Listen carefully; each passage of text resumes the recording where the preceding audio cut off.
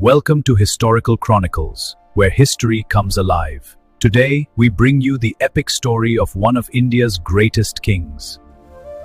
Today, we tell the tale of Prithviraj Chauhan, the king who united the Rajputs, who defeated the mighty Ghori, whose love story defied kingdoms and whose last arrow became legend. Part 1. Birth of a Prince. In the ancient city of Ajmer, a child was born who would unite kingdoms and defy empires. This is the beginning of the legend. In the year 1163, in the proud city of Ajmer, a new chapter in Rajput history was about to begin.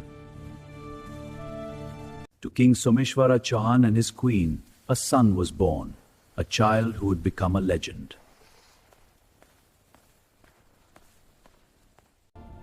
They named him Prithviraj, meaning son of the earth, and the astrologers predicted greatness. Even as a toddler, his hands reached for swords, not toys, a warrior's soul from the very beginning. At age 5, his formal training began. He would learn the ways of the Kshatriya, the warrior class.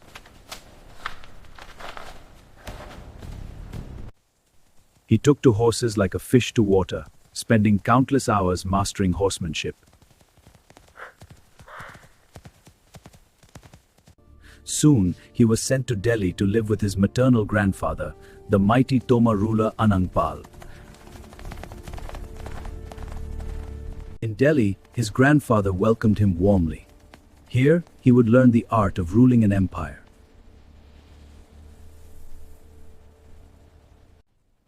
Young Prithviraj watched and learned how to judge fairly, how to command respect, how to rule.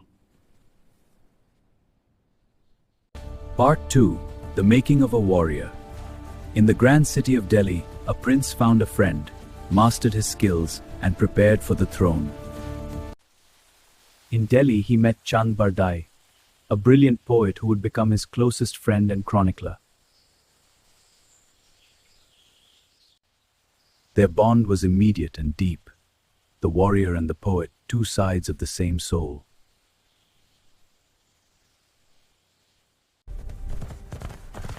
Together, they explored the kingdom, shared dreams, and planned a glorious future. At night, Chand would write down Prithviraj's stories, ensuring his deeds would never be forgotten.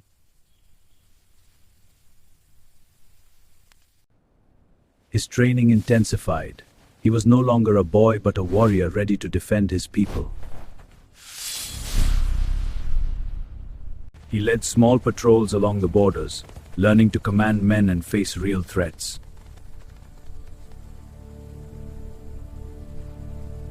By 18, he was ready, trained in war, schooled in statecraft, and beloved by his people.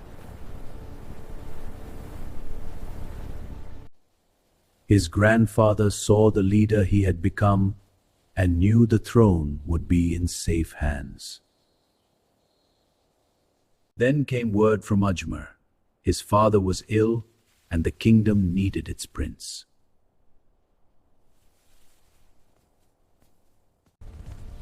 He rode back to Ajmer, not knowing that he would soon carry the weight of two thrones. Part 3. The Crowning. At just 20 years old, Prithviraj ascended the throne and soon inherited an empire. The weight of two kingdoms now rested on his shoulders. In 1169, Ajmer prepared for a coronation. At just 20 years old, Prithviraj would become king. With sacred rituals and the blessings of his people, Prithviraj Chauhan ascended the throne of Ajmer. At 20, he was now the ruler, young, ambitious, and determined to prove himself worthy. From his first day, he showed wisdom beyond his years, earning respect from even the eldest nobles.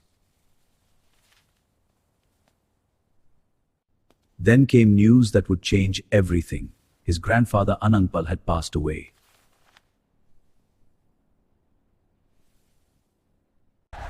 He rode to Delhi to claim his inheritance, the throne of the Tomars, now joined with the Chauhans.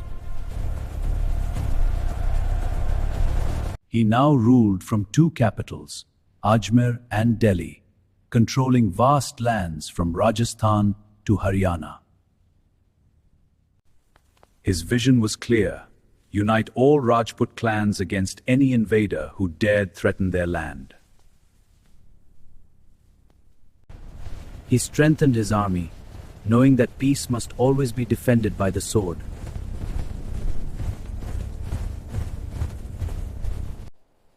Through these busy years, his friendship with Chand Bardai remained his anchor and his joy. A love story written in the stars, a princess who dared to choose her own heart, a king who risked everything for the woman he loved. This is the legend of Prithviraj and Samyukta. In the kingdom of Kannauj, Princess Samyukta listened to tales of a great king, Prithviraj Chauhan, whose bravery was sung across the land.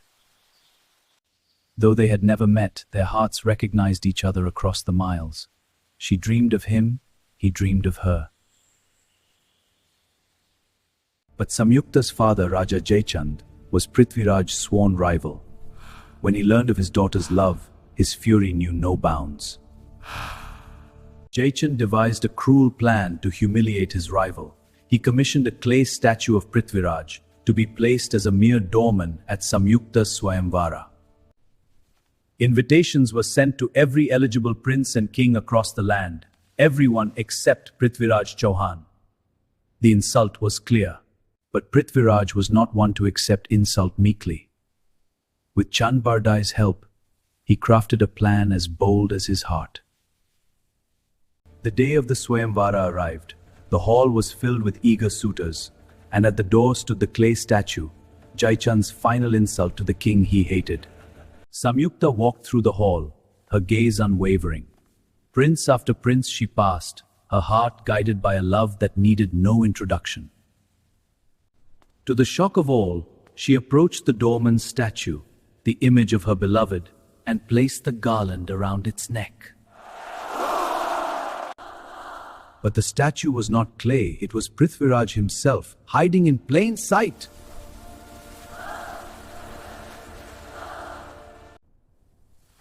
He lifted Samyukta as the court watched in stunned silence.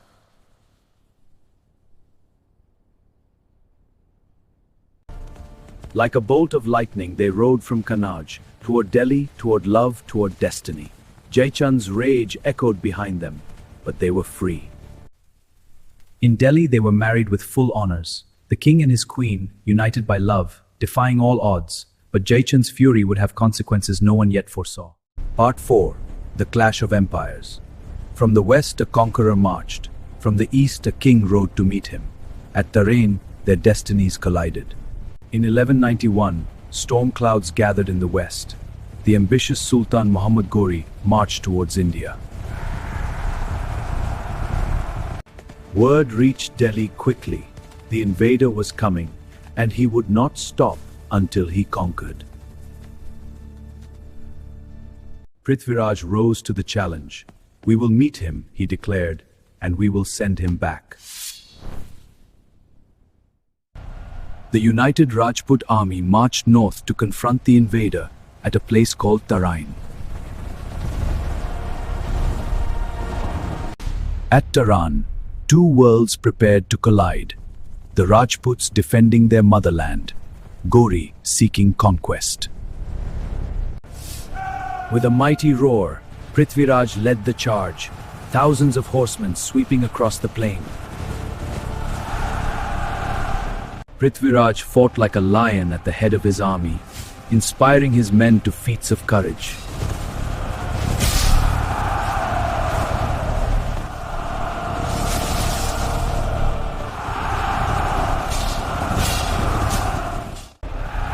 Ghori's army crumbled.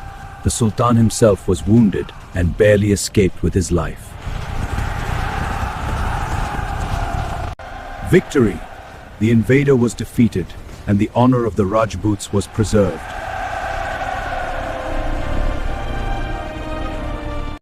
Prithviraj returned home a hero, the king who had defeated the mighty Ghori and saved his land.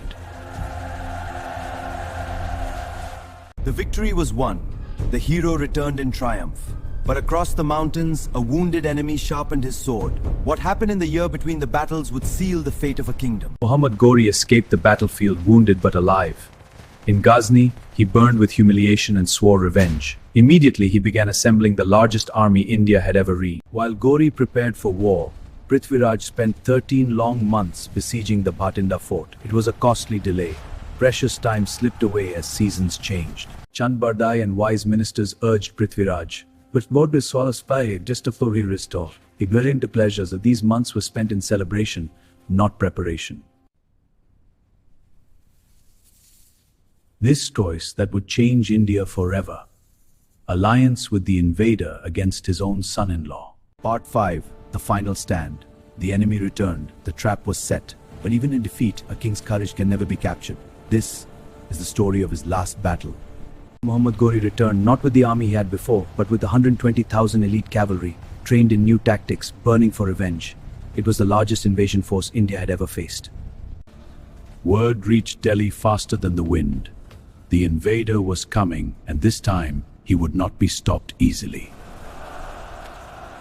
Prithviraj knew this battle would decide everything. He donned his finest armor and prepared to fight not just for victory, but for the soul of his land. From every corner of his kingdom, warriors rallied to their king. The united Rajput army marched north once more, to Tarain, where destiny awaited. Ghori had learned from his defeat. This time, he would not fight fair.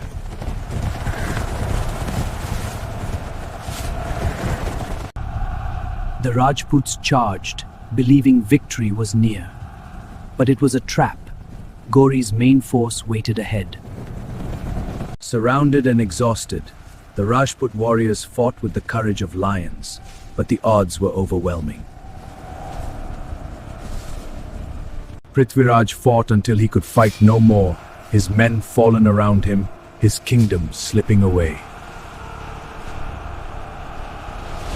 The king was taken in chains, the victor sat on his throne, and the vanquished stood unbowed.